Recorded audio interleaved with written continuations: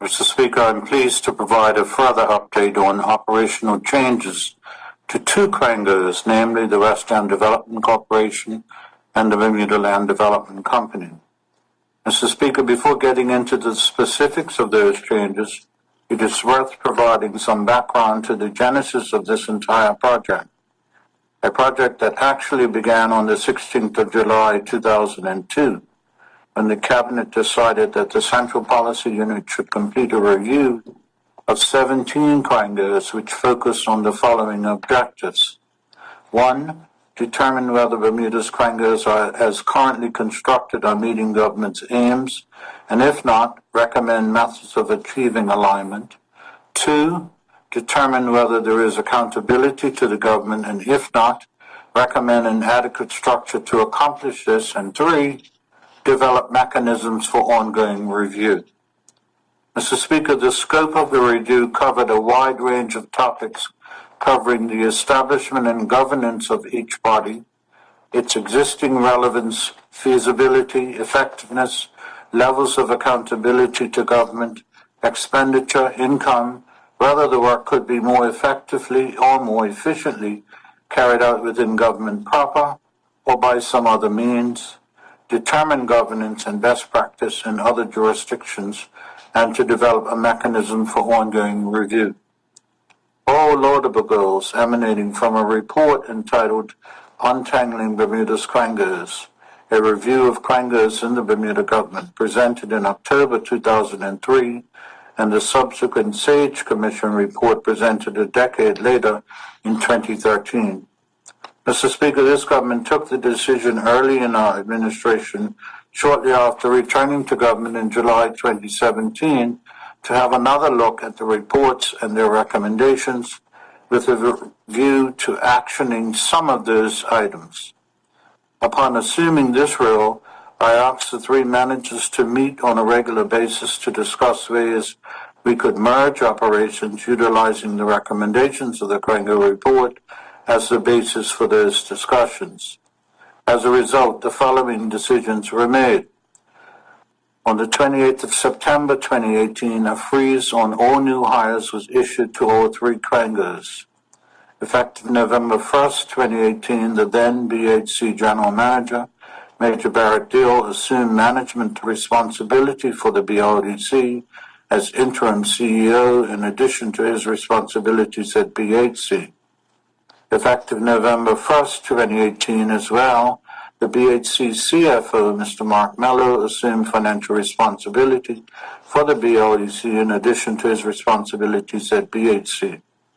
The BLDC board remained intact and continued their work under the new management team. Effective January 29, 2021, the WEDCO General Manager assumed responsibility for BLDC as the interim CEO. Mr. Speaker, the Ministry viewed these changes as an opportunity to immediately effect some cost savings by reducing duplication of roles, combining responsibilities, and bringing a sharper focus to deliver on the government's mandate to control costs and operate more efficiently.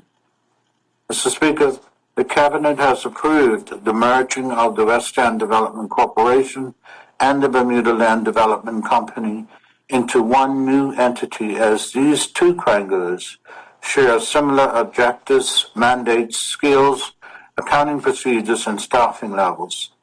After much consideration, I confirm that the Bermuda Housing Corporation will remain a single entity as it has different mandates, goals, and objectives. Mr. Speaker, this government believes in fiscal prudence. This move should not come as a shock to anyone. As I have said previously on numerous occasions, it makes no sense that on an island of only 21 square miles that we have two organizations, two CEOs and two CFOs, and all the attendant offices, machinery, and staffs carrying out very similar functions for the most part, with the full demonstration of unnecessary bureaucracy on display. Mr. Speaker, a phased approach to the merging will begin shortly with the establishment of a team of technical officers to design an initial roadmap for how the merger will occur. While the team of technical officers lays out the path forward, It is the government's intention during the next session to bring forth legislation to effect the amalgamation. Mr. Speaker, importantly, the government does not wish to see redundancies, nor is any anticipated. The initial staffing of the new entity will see minimal duplication of roles, but note that reductions will occur over time through natural attrition through retirement. The reasoning behind this direction is the benefit of ensuring that any important institutional knowledge is retained into future operations while avoiding severances. As a part of the merger, there will be an ongoing assessment of staffing to determine what positions are required and what the full complement should be over the forthcoming years. Mr. Speaker, the Permanent Secretary of Public Works joined me in visiting the respective staffs and boards of the affected parties to inform them of this decision in advance of this statement today. Many welcome the move and are looking forward to the future. Mr. Speaker, both REDCO and BLDC have collective bargaining agreements with the Bermuda Public Services Union and the Bermuda Industrial Union, some with differing provisions. An integral part of the ongoing discussions will occur with both unions to agree any amendments to form new combined CBAs. Mr. Speaker, this is a move for the future. We believe these changes are as an opportunity. We view these changes as an opportunity which will affect cost savings by reducing duplication of roles, combining responsibilities, and bringing a sharper focus to deliver on the government's mandate to control costs and operate more efficiently. It is anticipated that this process will take 18 months to finally become one entity, thus allowing sufficient time to resolve the changes needed operationally to effect a smooth transition. Mr. Speaker, I suspect the colleagues will have little trouble in doing the math on how long it has taken to get this across the finish line. Just look at the second paragraph of the statement of the date this project started, July 16th, 2002. 20 years, and we still aren't there yet, but I wish to give an undertaking that I shall not rest until this is accomplished. I've already marked my calendar for January 16th, 2024. We have got to find a better and quicker way to make progress going forward.